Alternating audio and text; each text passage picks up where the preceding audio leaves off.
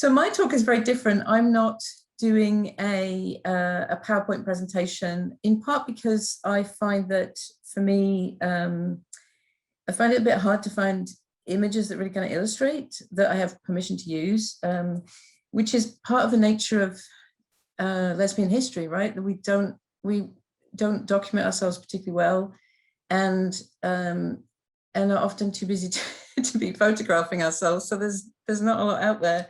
In some ways, there's an awful lot in people's private collections. So if any of you know, especially at this point, people who are kind of getting old and are downsizing or having to move into care homes or anything, and they've got photos that they think no one will be interested in, they're going to chuck them, please encourage them to tell them you're interested. And if you get those photos from them, or get them to donate them to an archive, because it is alarming how little there is out there. And especially for sort of intergenerationally, people, people today, we take so many photos, we take photos of everything all the time. We take 27 photos of the same picture until we get the perfect one. And, a roll of 24 exposures, which you might stretch because of money, you might stretch out over, 6 months or something. That's a very different documentary record. So please, please, please, if you know anyone with old photos, encourage them to save them and donate them and not chuck them. Anyway, that's just my pitch. So anyway, I just want to talk generally about lesbian mobility in the 1970s, and I just want to make some sort of general points about lesbian mobility and kind of patterns of lesbian mobility that I find interesting. So there's a Australian geographer called Andrew Gorman Murray, and he argued in sort of like 15 years ago that queers have an affection for movement, that we sort of move to find us, like at some point we kind of move to find ourselves, and then we become kind of in love with the process of constantly moving to find ourselves, that if you're not happy where you are, you keep moving on to find somewhere different. Now he's not suggesting that's true for everybody, but he's got this kind of, he's kind of interested in the role of mobility in our community. And so then, because I'm a lesbian, I'm interested in to what extent is that generalizable to all of us, and to what extent is that different for women, given that women generally from an early age are told to stay indoors and be very careful and not, venture forth. So I've always been kind of interested in that difference, but also in like how women experience the desire to move, and then how lesbians look out to move. The relationship between lesbians and moving around to find ourselves and to find other lesbians, because of course, what is an incredibly important motivating factor for us is the desire to find somebody and to find community. So I've always been interested in that. And Andrew Gorman Murray has this, he uses the work of another gay man geographer, Larry Knopp, who calls it a queer identity quest. So, which I think is the idea that many members of the community are on a kind of permanent queer identity quest to find ourselves, and we move a lot. So I've always been really interested in that. So as I was doing my research over the last kind of 15 years into the history of lesbians in Canada, at the back of it's always been, what motivated us to move around, and how do we find each other, and how do we actually move? It costs money to move, and women typically have less money than men. So how do women actually move around, especially in Canada, which is enormous and doesn't have good cross-country. You can go from the States.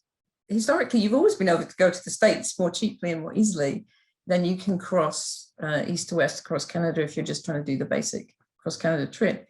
So these are the things that I've always been interested in.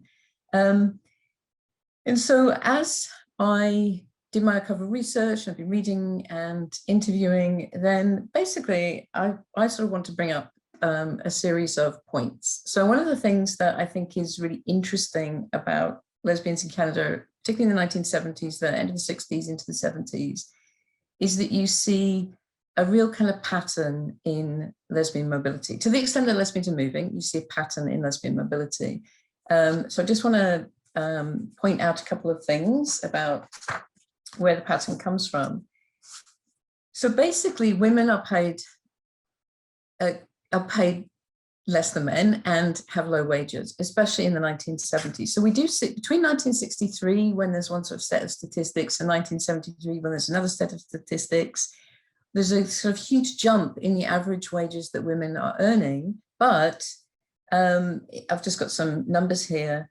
In 1973, women on average, the average working woman, a sort of typical female office occupation, was £112 a week, $112 a week in Halifax, $111 a week in Winnipeg, and $129 a week in Vancouver. So that's the average weekly wage of a woman, which is double what they were earning 10 years earlier, and then it goes up again 10 years later. But it's not, so it, that's a salary, like that's a wage, but it doesn't, after you've paid your rent, you've got food, you've got clothes to go to work, in your skirt that you have to wear for work, and to have your nice frock, etc. You haven't got a lot left to travel. So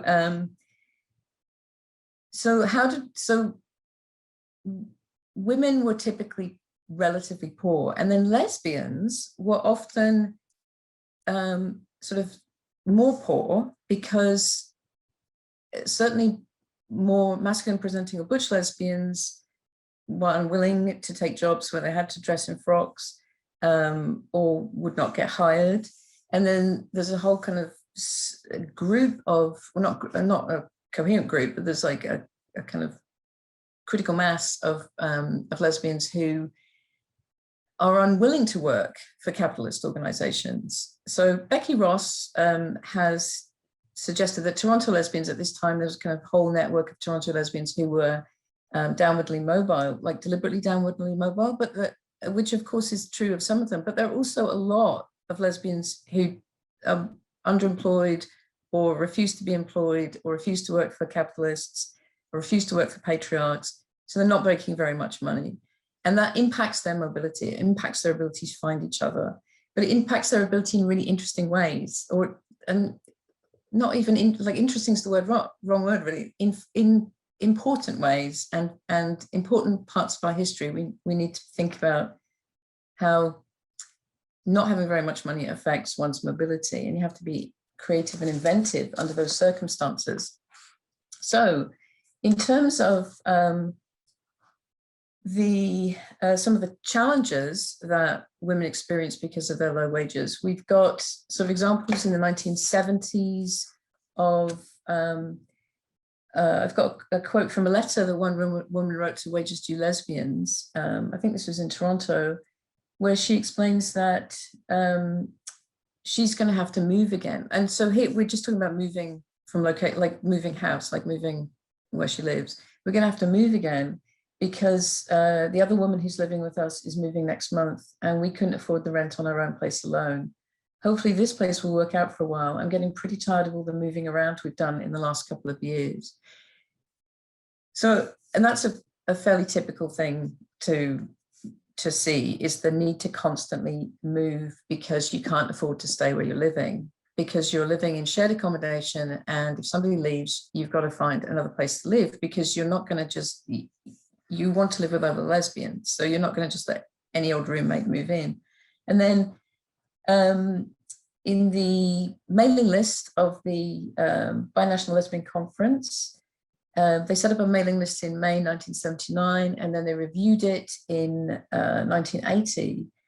So 18 months later, they reviewed the addresses of everybody on the mailing list, and 43 women on the mailing list had moved within 18 months. And we're talking out of a total of 358. So of course, many of you may be moving a lot yourselves, and this seems pretty typical, but it's actually quite noticeable to actually think that's actually quite a lot of moving. 43 women have moved their home address over a period of 18 months. So there's moving because you need to keep moving because you can't afford to stay where you're living, especially if people keep moving in and out of your shared accommodation. And then there's also moving because you keep changing partners. because lesbians are partnering up and breaking up and partnering up and breaking up all the time. And again, nothing new there. That hasn't changed.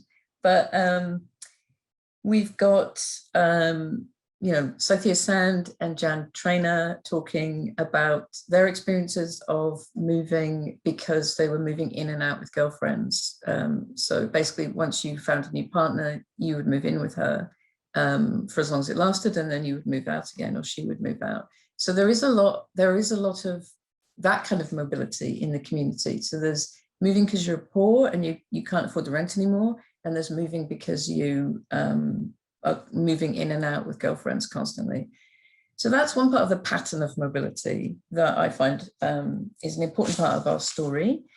And then another sort of part of the pattern of the mobility is that because there's all this movement happening and there's a lack of money, lesbians have to become quite creative around finding ways to get around. Because there are, certainly from the early 1970s right into the 1980s, there are all these events happening all over North America, but quite a lot happening in Canada. There are bands playing, there are conferences happening, there are music events, there are, actions happening, political actions happening, protests, and women want to like travel to all of these things and they want to participate. So but people don't have money. So they're trying to so groups are trying to come up with ways to get the word out, to hold fundraisers in the same way that, the John Damon Defense Committee fundraiser and the Mother's Defense Fund fundraisers, all those kinds of things are happening. Those kinds of, you're putting on a dance, you're putting on an event, and those things are also being done to raise money so that, people can hire a minivan and they can go to an event. So that's part of the pattern that I find really an important part of our story that we shouldn't lose, because it's not documented anywhere, right? It's like those are not the stories people bother to write down, and so you only find out about them because they've got minuted somewhere, because somebody minuted that this fundraiser was going to divert funds to support this group who wanted to hire a minivan.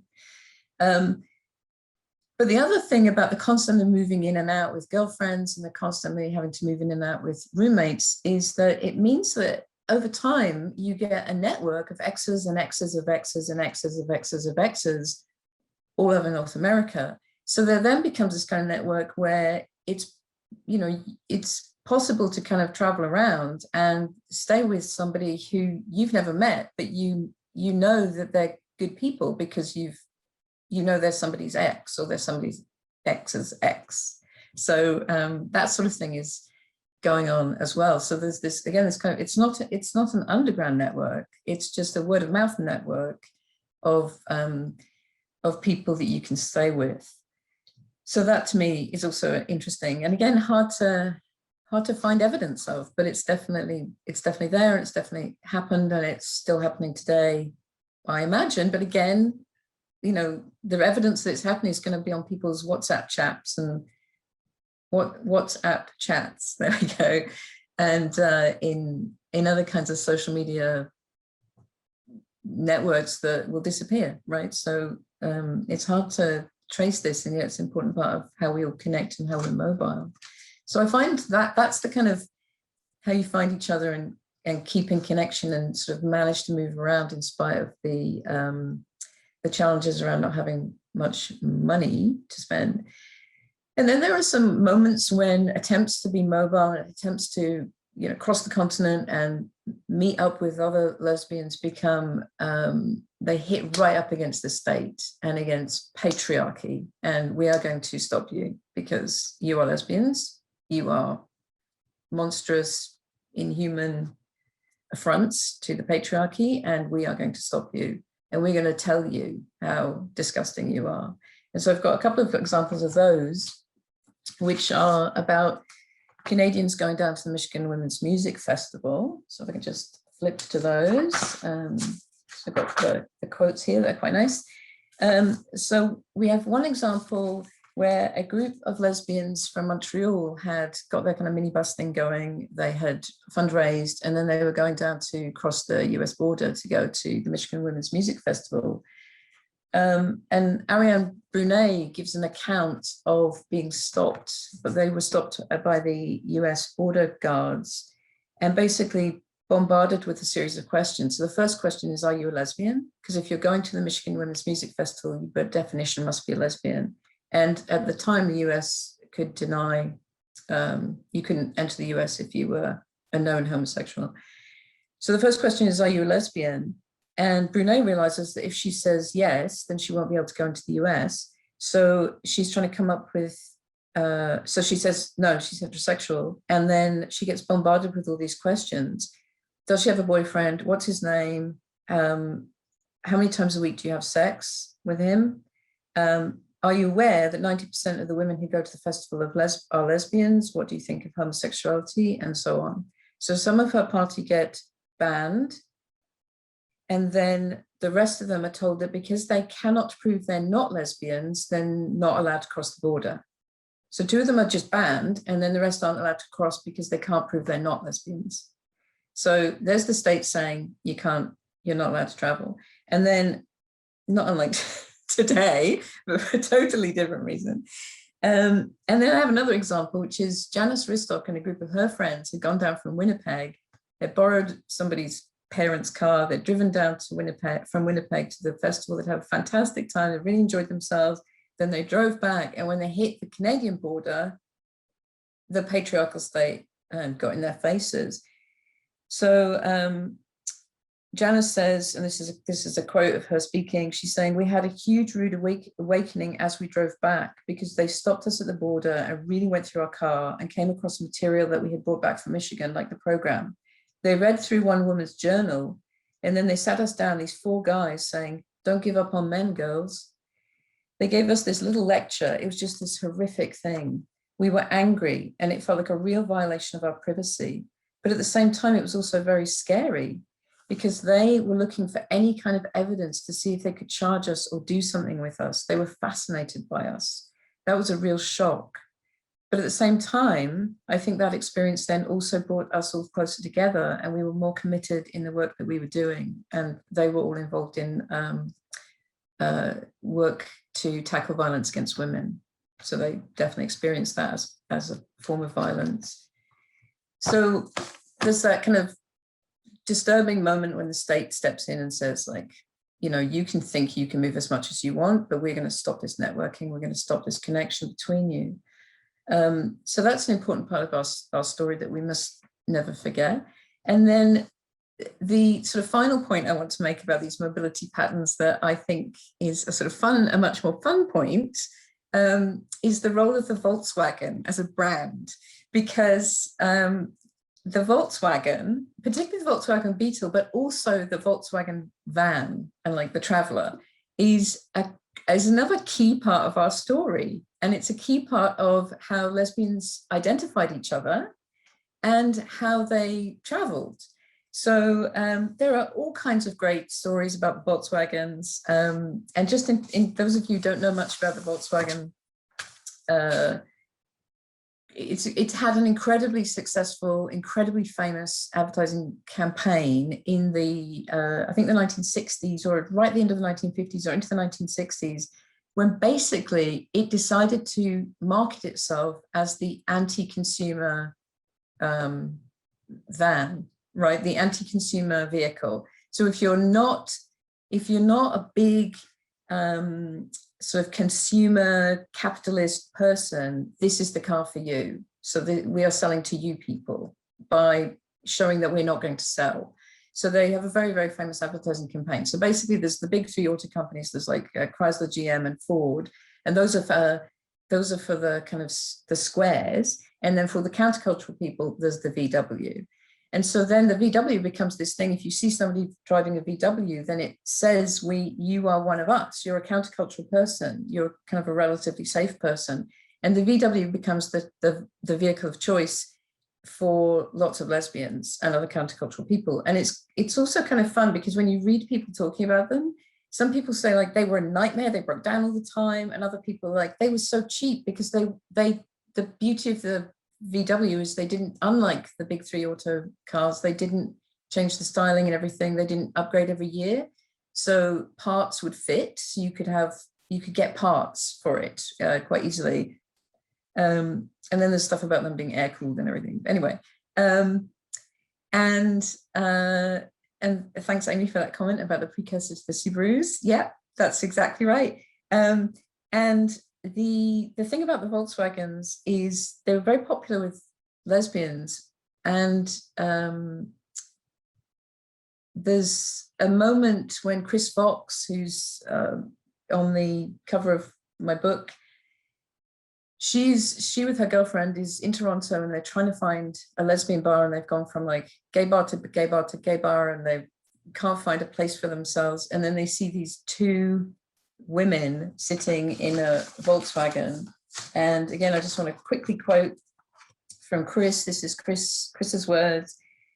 They've gone from bar to bar to bar, and then they're making their way down the road, and they see and she says, on the way, there was a Volkswagen that was parked, and there was something about the two women in the Volkswagen. So I stopped at the Volkswagen and I knocked on the window. They rolled down the window and they looked at me in a pleasant way. And I said, because I was really nervous and I didn't want to insult these people, of course, I said, I don't want to insult you, but I wonder if you know where there's places. Actually, I think I did say places for women. And right when I was saying, but they said, come on, we can help you.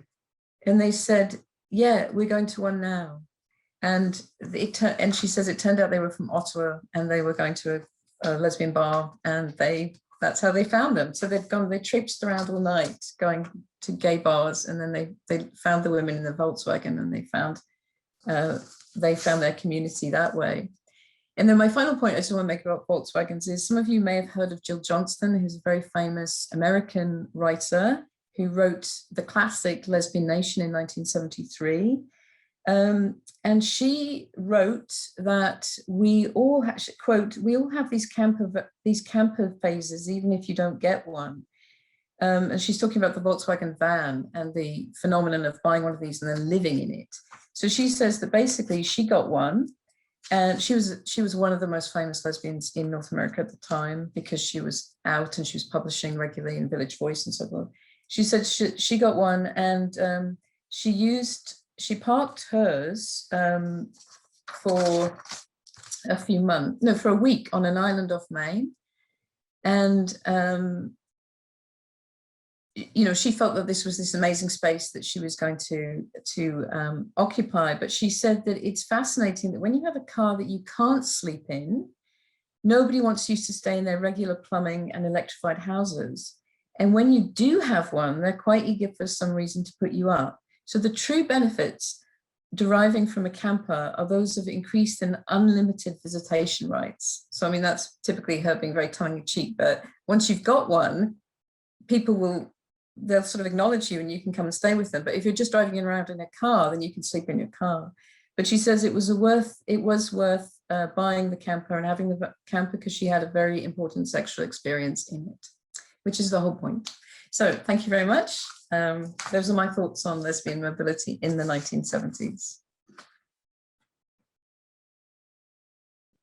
So two things is, my partner is on this call as well, although I don't think she hasn't piped up to say anything, but we come from slightly different generations, and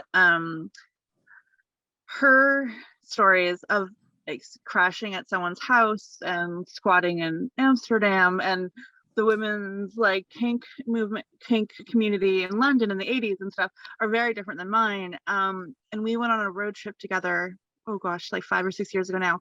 And she found a place for us to stay in Cleveland that was like someone's lesbian mom kind of thing. And I was so uncomfortable with it. Like, I was like, have you met these people? Like, who are they? And like, we're infringing on them. And like, we need to be quiet so we don't disturb them, and it was just such an interesting cultural like a generational cultural perspective of like, that I felt really bad that we were like in their space, and they were so welcoming and so lovely, and we got there late at night and they didn't care, but it was just such an interesting difference between our generational experiences. So so that I wanted to point that out. But also the other thing that really struck me is you were talking about how there's kind of two reasons why women were moving, and one was because they didn't have money, and one was because they were moving in with partners or breaking up with partners. And there's such a stereotype in queer community, like, or queer women, or queer AFAB people community, of like U-hauling. And it just, I don't know why it never occurred to me before, but the idea of like, oh, they're connected. Like, we U-hauled because we were broke.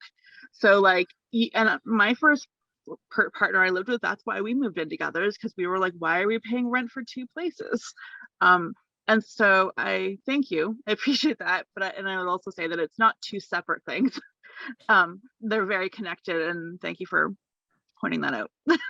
So thank you. And thank you very much, Amy, for both of those comments, because the first one about that sort of intergenerational shock around we can't be doing this is inappropriate, this is awkward, and I don't want to be offensive and I don't want to impose. I mean, that's such a fantastic illustration of the difference, right? That it was such a normative thing and then it disappeared in many ways. So that's a fantastic comment. And so thank you very much for sharing that. And then you're right. So I was sort of absolutely kind of falsely separating the, just to emphasize the two different points, but you're absolutely right. The lack of funds is a huge part of our story, absolutely. And yeah, they do connect. But yes, again, thank you very much. I really appreciate those comments.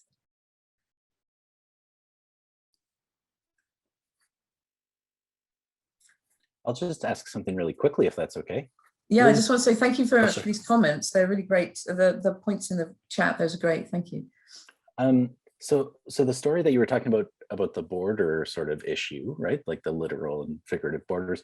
It's funny because I was thinking when you were saying how, we don't have a lot of material evidence of lives currently, I was thinking, oh, I wish everyone was keeping journals and keeping diaries. But then you had this excellent example of how easily that can just be sort of taken by an agent of the patriarchal state and used as evidence against you for whatever. But can you talk a little bit about how you learned these stories? And because is this all through interview work that you've done for your research? No, that's a great question, actually, because obviously, as I started off, I am becoming a little bit obsessed and anxious about the loss of these stories.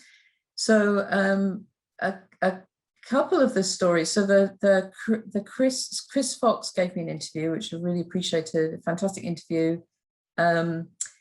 And she was one of the Van Dykes. So she was Thorne Van Dyke. So she also has that history of being one of the famous Van Dykes who traveled all around North America.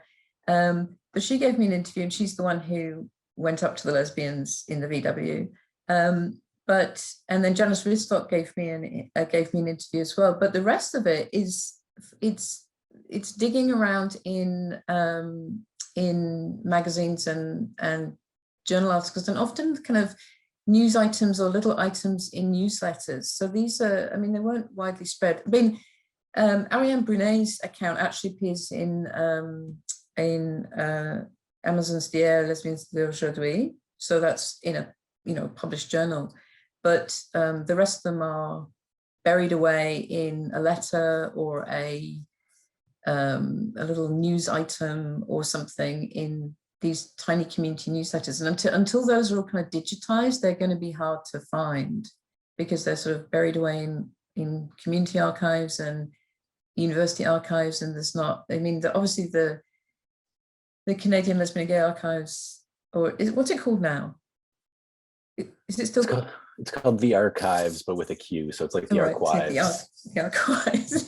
That's, that even that, I mean, it's an immense archive, but it doesn't have everything. So these stories are buried away in little snippets, and they're not very many of them. But again, there are not very many of them, but we know there are probably more out there in people's journals. So yeah, donate. That is the message. And don't assume people don't want to hear your stories, because they do.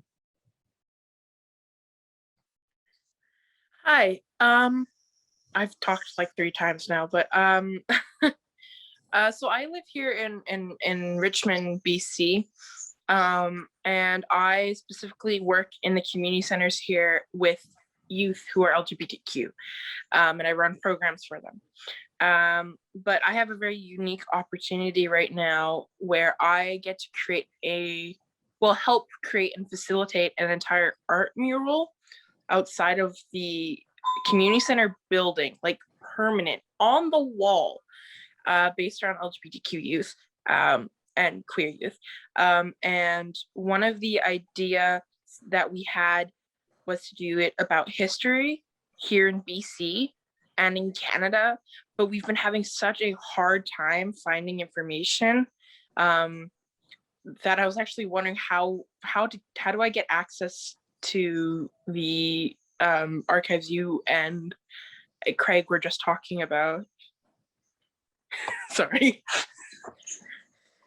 That's a great question, actually. So Craig would be better able to answer about getting access to those archives. But actually, there's also I guess there's the a lot oral history archive. So in terms of that, which is that I'll have to look that up and I'll put it in the chat. But there's Okay, thank you. there's an oral history archive like in BC, and it's online. Huh. Of women. So and I think it's through Simon Fraser University.